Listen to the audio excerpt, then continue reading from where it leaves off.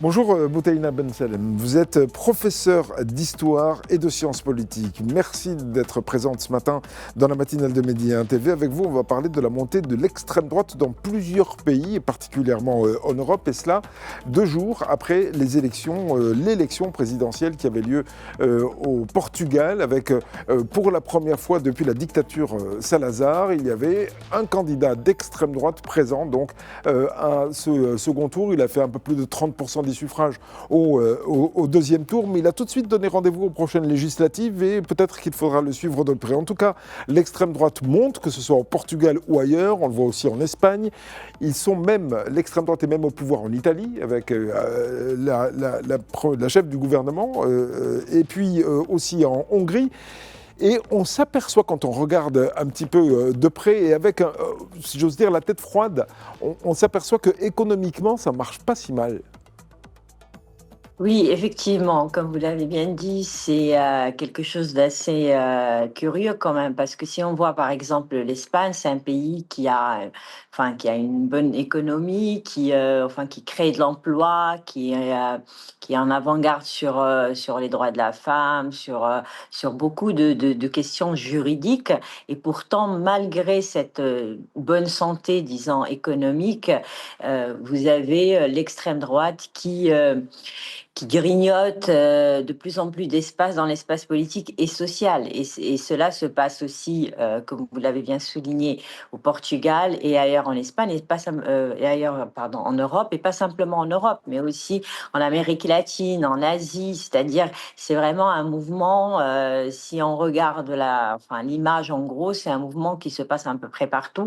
Et c'est peut-être un peu une réaction contre la globalisation, et aussi c'est aussi un malaise social beaucoup plus profond qu'on ne croit. C'est pas Oui. simplement une question Mais, mais, économique. mais, mais où est-ce qu'on place le curseur de la globalisation? Parce que quand on regarde l'Italie, par exemple, on voyait des images de l'Italie pendant votre premier propos. Quand on regarde l'Italie, l'économie se porte de mieux en mieux. Ça veut dire qu'il y a des exportations. Ce n'est pas uniquement la consommation intérieure qui fait marcher l'économie italienne. Il y a des exportations. Bref, on s'inscrit dans la globalisation, mais tout en se repliant un peu sur soi. C'est ça, c'est-à-dire l'immigration, d'accord, mais le moins possible.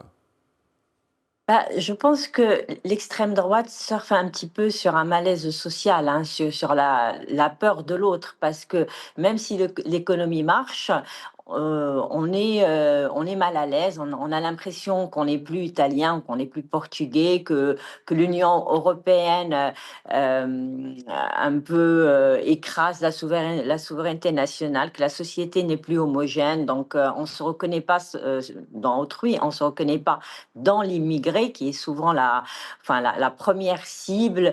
Et puis, il y a aussi cette question où on a l'impression que les valeurs ne sont plus les mêmes. Donc, on est en train de revenir vers des valeurs religieuses plus enfin, on est en train de devenir plus conservateur.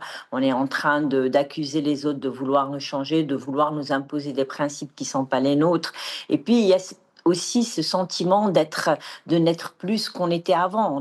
On est en train de chercher une image de famille traditionnelle ou de gloire ancienne, hein. Si on voit un petit peu le message, de tous ces candidats, qui ne s'appellent plus des candidats d'extrême droite, mais qui veulent se faire appeler des conservateurs, il y a toujours cette question de to make Italy great again, or to make America great again. C'est toujours cette recherche d'un passé glorieux Oui, ou c'est ça. d'habilitation. Est-ce que selon vous, Moutena Ben Salem, il y a une extrême droite ou il y a des extrêmes droites? Parce que, est-ce que, oui ou non, il y a une extrême droite spécifique à chaque pays? Je pense à l'Europe en particulier. Eh bien, ça dépend aussi de l'histoire du pays, mais ils ont tous des points communs, hein, que les chercheurs ont remarqué. Il y a un certain langage commun, il y a aussi Enfin, c'est des extrêmes droites qui sont plus comme avant. Elles sont décomplexées, elles sont proches de la société, elles surfent sur l'échec, enfin, de la droite traditionnelle et de la gauche aussi. Et puis, c'est des extrêmes droites qui attaquent aussi les mêmes cibles. C'est toujours l'immigration, l'immigré qui est enfin, la cause de tous les maux. C'est la presse, les médias qui mentent, qui font du fake news. Et, et c'est les valeurs populistes. Enfin, ils ont quand même une stratégie commune et des cibles communes aussi dans Oui. certains. Ouais, ouais, ouais, ouais. Est-ce que dans les cas que l'on connaît, je pense à la France en particulier, pour ne pas la citer, est-ce que finalement le Rassemblement national n'a pas trouvé plus extrémiste que lui, avec le mouvement d'Éric Zemmour, par exemple, et que du coup ça le normalise davantage?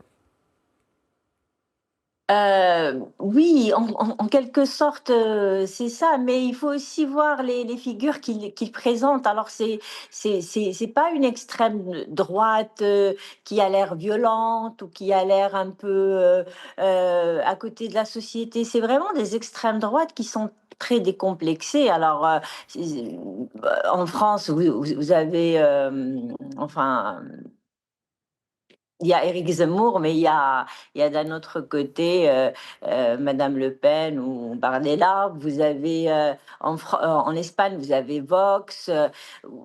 En Italie, il y a Meloni aussi. Donc c'est vraiment enfin, des personnalités médiatiques qui attirent. Et puis il faut pas oublier qu'ils jouent aussi un certain jeu. Ils essayent de se montrer proches de la population. D'ailleurs, dans leur discours politique, ils utilisent toujours, hein, que ce soit aux États-Unis ou ailleurs, ou en Europe, ils utilisent toujours cette expression comme quoi ils sont les représentants de la majorité silencieuse. Oui. C'est-à-dire qu'ils donnent la voix à cette population qui ne parle pas, ce qui n'est pas forcément vrai, mais ça marche dans tous les cas, surtout qu'avec cette ère de technologie, ils sont très connectés, ils sont très proches des jeunes aussi.